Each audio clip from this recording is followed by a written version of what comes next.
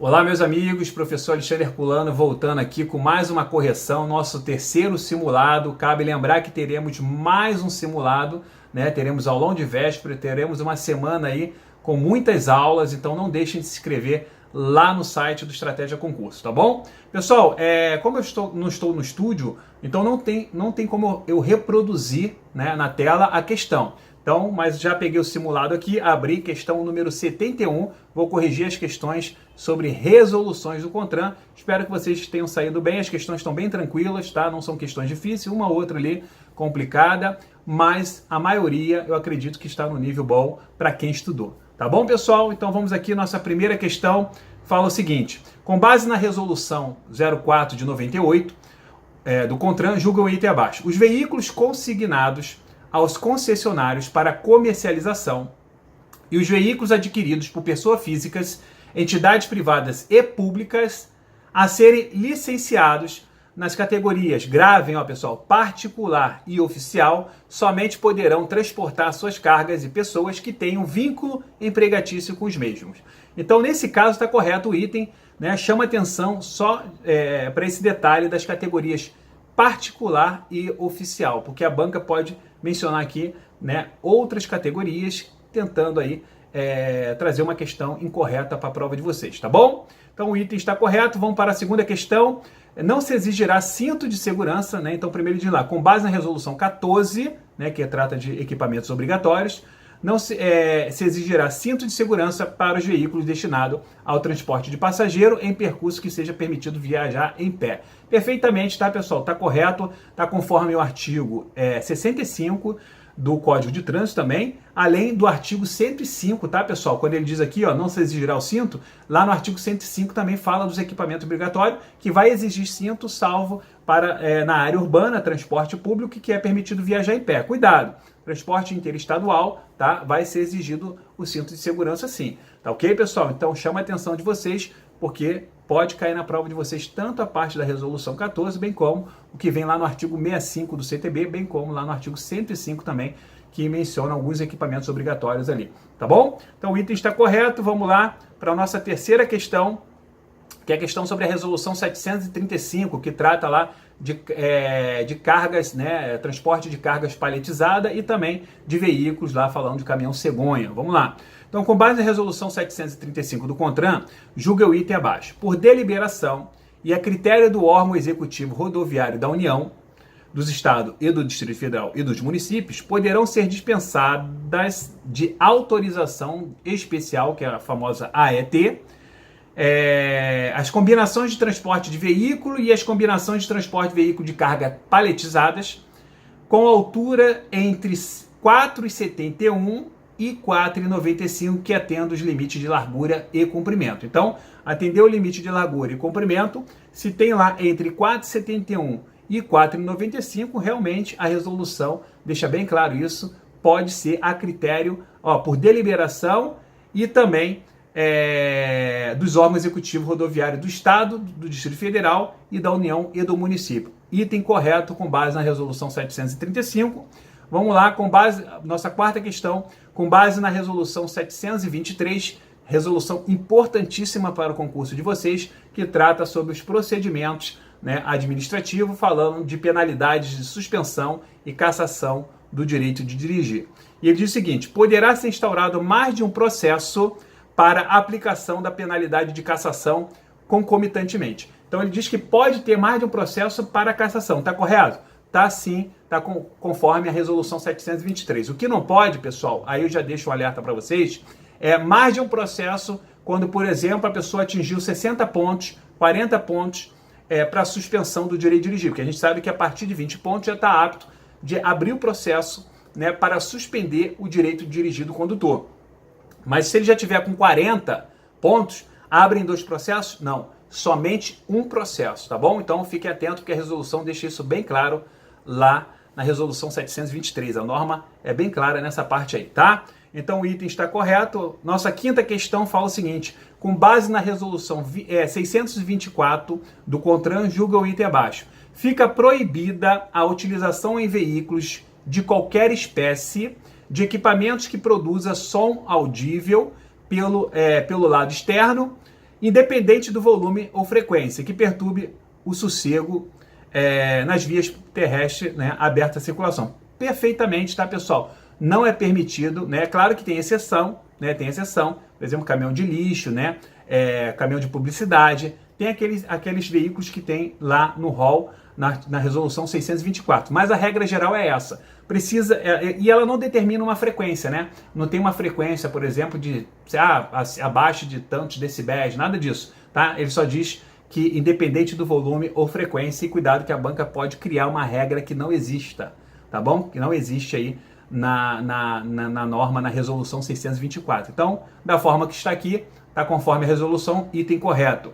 Nossa sexta questão fala o seguinte: com base na resolução 619 do CONTRAN, julga o item abaixo. A notificação de autuação é o documento que dá início ao processo administrativo para imposição de punição em decorrência de alguma infração à legislação de trânsito. Pessoal, primeiro, não é a notificação, tá, pessoal? Muita atenção nisso. O que dá início ao processo é o auto de infração.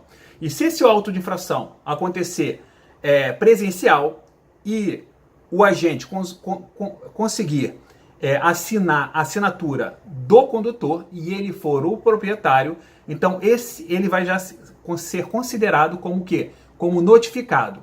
Mas se não for, tudo bem, não tem problema nenhum, vai ter o auto de infração e ele vai receber a sua notificação, que é aquele período onde que você consegue apresentar o real infrator e também o período para dar entrada na questão da advertência por escrito, na penalidade de advertência por escrito, quando for uma infração de natureza leve ou média, tá? Mas o interessante aqui da questão aqui é isso. O auto de infração é que inicia o processo e não é a notificação, que é um processo posterior. Então você tem o auto de infração, você tem a notificação do auto de infração, onde vai garantir a defesa prévia, e não sendo acatado o recurso, você recebe a notificação da penalidade, aí sim, ali já vem o valor da multa, né, da infração cometida, né, já vem a penalidade de multa e também com valor de 80%, se você não aderir lá ao aplicativo eletrônico para pagar 60% do valor, tá? Mas nesse caso aqui está errado porque não é notificação, é o auto de infração. Então vamos para a nossa sétima questão, que diz o seguinte: com base na resolução 573 do CONTRAN, julga o item abaixo. Não é permitido em via pública o transporte de passageiro nos quadriciclos com idade inferior a 10 anos. Então, olha o que ele diz: não é permitido em via pública o transporte de passageiro, mas na verdade, pessoal, existe uma regrinha de restrição sim, mas não são 10 anos. A idade é inferior a 7 anos, então o item está errado. Então, vamos para a nossa oitava questão. Vamos lá. Com relação ao descanso obrigatório para motorista profissional de carga ou passageiro, julga o item. Nos casos em que o empregador adotar 2 motoristas trabalhando no mesmo veículo, o tempo de repouso poderá ser feito com o veículo em movimento, assegurado o repouso mínimo de 6 horas consecutivas fora do veículo em alojamento externo ou, se na cabina, com o veículo estacionado a cada 72 horas. Pessoal, eu aposto nessa questão. Quando fala da questão, né, se a banca tiver que cobrar alguma coisa sobre descanso, tratando do artigo 67A em conjunto com a resolução 525, eu acredito que a banca possa cobrar esse tópico, essa passagem da resolução. Por quê? Está correto, está conforme a resolução. Realmente, se forem 2 motoristas, e eles podem fazer o descanso, né, durante a viagem, e também há essa exigência a cada 72 horas que esse descanso, que tenha um descanso de 6 horas externamente, seja em alojamento ou na cabine, ou lá, né, na questão da boleia do caminhão. Mas existe essa regra, realmente é uma regra que não tem no CTB, mas tem na resolução 525, que regulamenta o artigo 67A, que trata de motorista profissional. Está correto, tá bom? Vamos lá, para a nona questão. A autoridade com circunscrição sobre a via poderá autorizar, eventualmente, e a título precário, a circulação de veículo de carga ou misto transportando passageiro no compartimento de cargas, desde que sejam cumpridos os requisitos estabelecidos na resolução 508, né, que é a resolução que trata de transporte de passageiro em veículo de carga. Então a gente sabe que por uma questão a título precário é permitido que seja utilizado o veículo de carga para transporte de passageiro em alguns lugares no interior, municípios que não têm linha de ônibus, mas desde que cumpram alguns requisitos, né? Por exemplo, tem que ter o veículo, tem que ter um espaço de 35 decímetros quadrado, tem que ter, né, a altura ali, né, a proteção de 2,10, tem que ser assentos acolchoados, tem que ter encosto, né, nas costas. Então tem alguns requisitos que são exigidos pela norma. Vamos ver o que ele fala aqui no item. Olha o que ele diz. O número máximo de pessoas admitidas no transporte será calculado na base de 32 decímetros quadrados do espaço útil da carroceria por pessoa, incluindo o encarregado da cobrança de passagem e atendimento aos passageiros. Perfeito, pessoal. É o que realmente menciona lá a resolução 508 do CONTRAN. Item correto. Vamos para a nossa 10ª questão, que é a questão 80 aí, né, da sua prova. Vamos lá. Com base na resolução 471,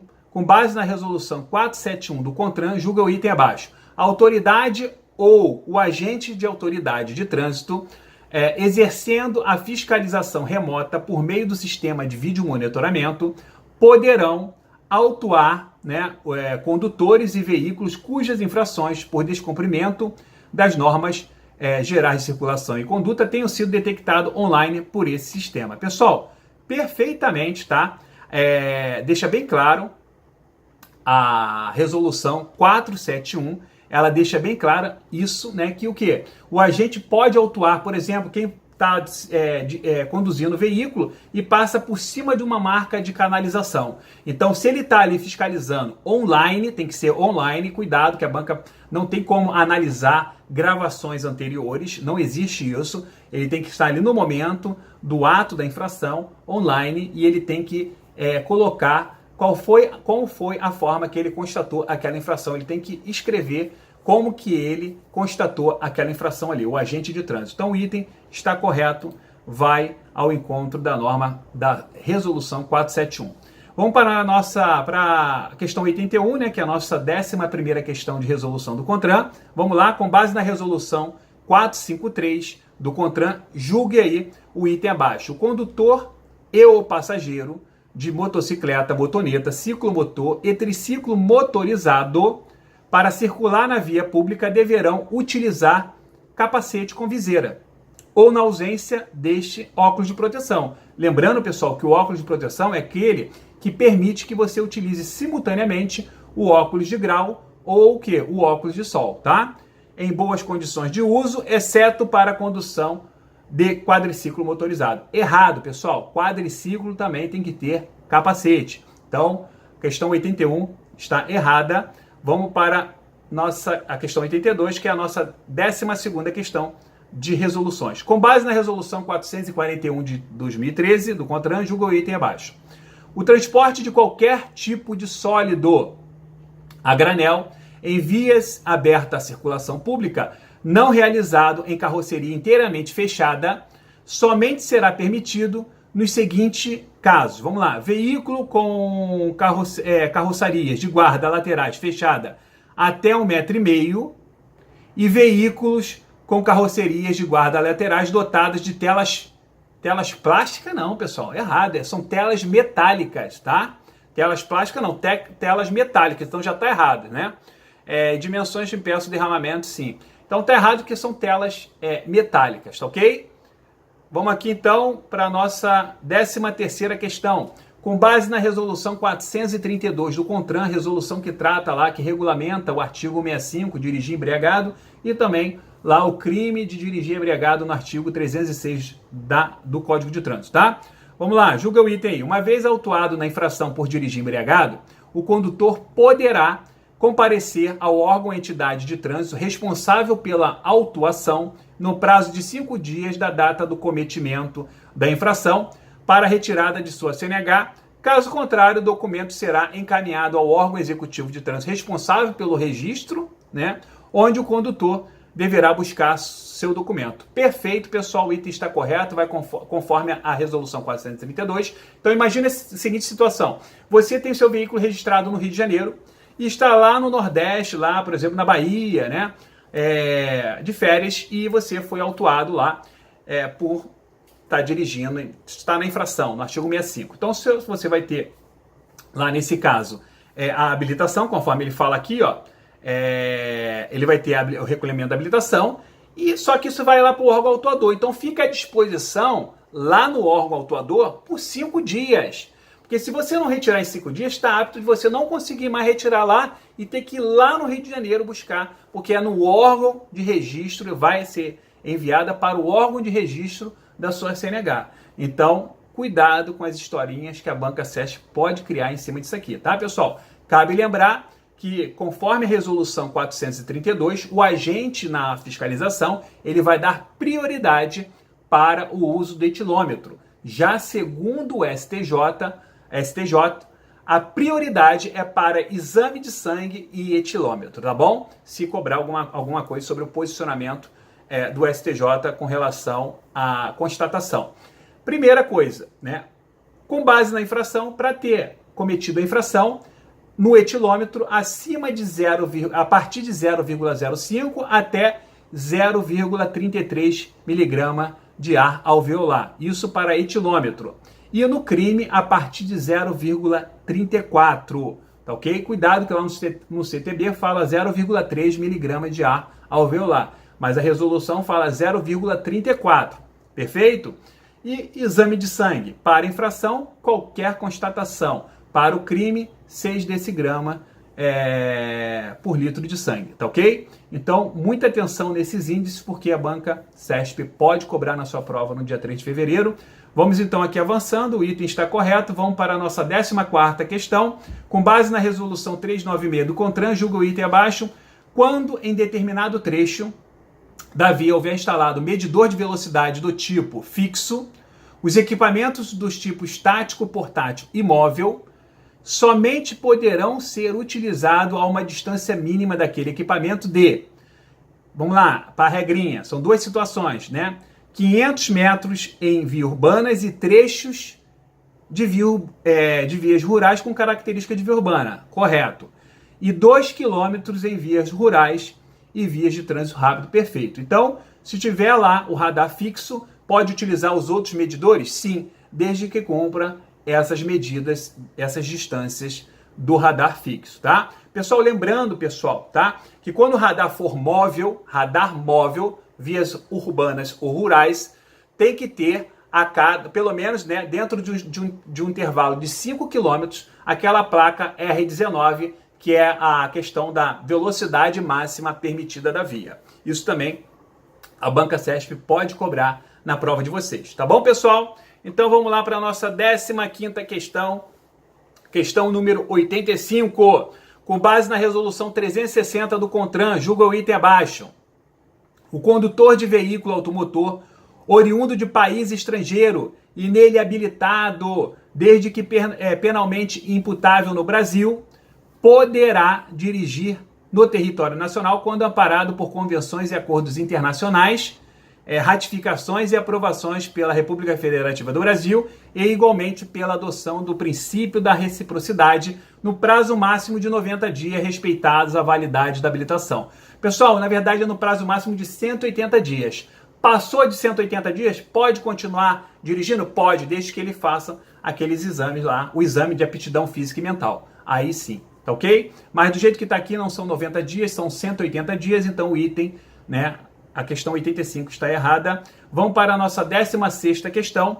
Com base na resolução 292 do CONTRAN, julga o item abaixo. Serão consideradas alterações de cor aquelas realizadas através de pintura ou adesivamento em área superior a 50% do veículo, excluídas áreas envidraçadas. Caso tenha várias cores, tornando impossível distinguir uma cor predominante no veículo, será atribuída a cor fantasia. Perfeito, pessoal. Percentual ok, é pintado, é adesivado, tá certinho, é acima de 50%. Se ele comprou um veículo branco, adesivou, passou de 50%, ele vai ter que alterar lá no documento a cor do veículo. Passa a ser o quê? A cor preta, né? Se for, né, aquela faixa preta no teto, nas laterais só deixou uma parte branca e passou 50%, então muda a cor do veículo, mesmo sendo adesivada ou pintada, tá bom? E se forem várias cores, né, botou lá verde, amarelo, rosa, né, sem preconceito, né, azul, laranja, então você não consegue identificar a cor daquele veículo. Nesse caso, meu amigo, o seu veículo vai ter a cor lá no documento assim, cor fantasia. Tá bom? Então, o item está certo. Vamos para a nossa 17ª questão, com base na resolução 289 do CONTRAN, que trata, né, foi uma questão para dirimir alguns conflitos entre competências entre a PRF, e aqui eu tenho certeza que deve vir uma questão da resolução 289 na prova de vocês, porque aqui a gente está falando da PRF, né, que aqui, na verdade, a gente vai trabalhar sempre na visão, ora, PRF e a ANTT, quando for rodovia sob concessão, né, atuando nas vias, ou PRF e o DENIT quando for vias públicas sem estar sob concessão, tá ok? Então, pessoal, PRF e DENIT pode fiscalizar peso? Pode. PRF não fiscaliza dimensões, DENIT sim. PRF e DENIT pode fiscalizar velocidade, só que a PRF vai fiscalizar com os seguintes medidores, né? É o famoso FEMP, fixo, estático, móvel e portátil. E o DENIT vai ser o fixo e as lombadas eletrônicas, tá bom? Vamos ver o que ele fala aqui. Compete ao Departamento de Polícia Rodoviária Federal, DPRF, exercer a fiscalização eletrônica de velocidade nas rodovias federais com a utilização de instrumentos medidor de velocidade do tipo portátil, móvel, estático e fixo, exceto redutor de velocidade. Foi o que a gente acabou de falar, está correto. Vamos para a nossa 18ª questão, que fala sobre a resolução 273. Vamos lá, julgue o item. Os semi-reboque tracionado por motocicletas e motonetas, não esqueçam, tá, pessoal? Com mais de 120 centímetros cúbicos, devem ter dimensões com ou sem carga. Vamos lá, largura de 1,35, já está errado, né, pessoal? É 1,15. Vamos lá, altura máxima de 1,90, tá errado, é 90 centímetros, né, 0,9. E comprimento total, incluindo a lança de acoplamento, de 2,15. Perfeito. Então, na verdade, é 1,15, 0,90, 90 centímetros e 2,15. Não esqueçam que também prevejo uma questãozinha dessa na prova de vocês, tá? Na vamos lá para a questão 89, nossa 10ª questão de resoluções do CONTRAN, fala o seguinte: com base na resolução 258 do CONTRAN, julga o item abaixo. Para fins de fiscalização de peso, dos veículos que estiverem transportado produtos classificados como biodiesel e cimento asfáltico de petróleo, que é o chamado CAP, por meio de balança rodoviária ou por meio de nota fiscal, ficam permitidos até 31 de julho de 2019 a tolerância de 7,5 no PBT ou PBTC. Pessoal, exatamente, tá? A gente sabe que a regra geral da tolerância é de 5% e isso em cima da balança, tá bom? Cuidado, PRF fiscaliza na nota fiscal, DENIT, Executivo Rodoviário da União, na balança. Então a gente sabe que tem um percentual, né, de tolerância de 5%. Passou de 5%, a infração vai ser em cima da diferença da tolerância. Mas, como caráter de exceção, carga biodiesel ou cimento asfáltico de petróleo, aplica-se 7,5% de tolerância, tanto na balança, bem como na nota fiscal, e isso é novidade, e a Banca CESP pode cobrar na sua prova no dia 3 de fevereiro. Beleza? Vamos para a nossa questão de número 90, a nossa 20ª questão, que fala o seguinte: com base na resolução 216 do CONTRAN, julga o item abaixo. Nos para-brisas dos veículos automotores são permitidos no máximo 2 danos, exceto na região definida anterior, né, no caso que a gente está falando, respeitando os seguintes limites: trinca não superior a 20 centímetros. Pessoal, ele está falando veículos automotores, ele não está falando lá de ônibus, micro-ônibus, que tem aquela área crítica de 50 centímetros de altura com 40 de largura, ok? Pode ter até 3 danos, automóvel até 2 danos, e ele está falando aqui de 20 centímetros, tá errado. 10 centímetros, tá? O item está errado. E outra coisa, fratura de configuração circular não superior a 4 centímetros. Perfeito. Existe, realmente são 4 centímetros de diâmetro. Tanto para automóvel, bem como para também a questão de ônibus, micro-ônibus, caminhão, tá ok? Essa fratura vai ser de 4 centímetros de diâmetro, tá bom? Tá ok, pessoal? Então, fechamos aqui com a resolução 216, fizemos aí 20 questões, é claro, de forma bem acelerada, passei algumas dicas, né? Depois nós teremos aulas de revisões, aulas, né?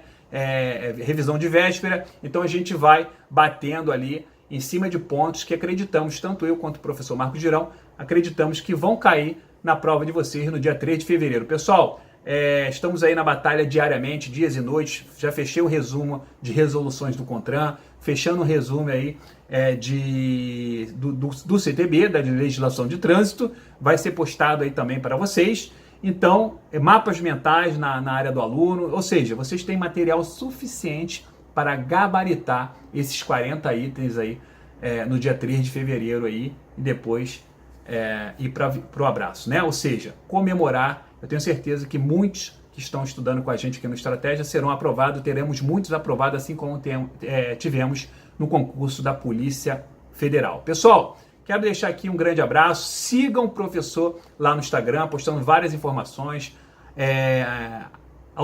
autorizações de concursos, alterações de normas, como eu já postei recentemente aí, várias, e também lives, videoaulas, dicas, muita coisa. Então é prof_herculano com H. Novamente, é prof_herculano com H. Aguardo vocês lá no Instagram, pode mandar mensagem lá, dúvidas. É claro que se não responder imediatamente, não fiquem tristes que as dúvidas serão respondidas como eu venho respondido para muitos, mas é claro que devido à quantidade de perguntas, às vezes a gente demora um pouco mais, até porque eu dou prioridade, estou dando prioridade para responder as perguntas do fórum em respeito aos alunos lá que compraram o curso, tá, pessoal? Então, não desanime, concursos novos virão também por aí, PCDF, Detran do Distrito Federal, que será um grande concurso já autorizado.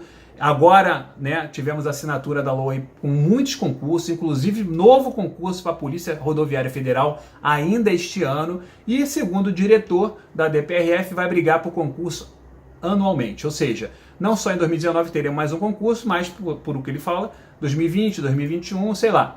Isso eu não acredito que seja anualmente, mas o de 2019 praticamente certo, que essas 500 vagas não vão atender as vacâncias, tá? Então teremos outro concurso este ano, acredito que mais para o final do segundo semestre, mas o que você não pode é o quê? Parar de estudar. Tá bom, pessoal?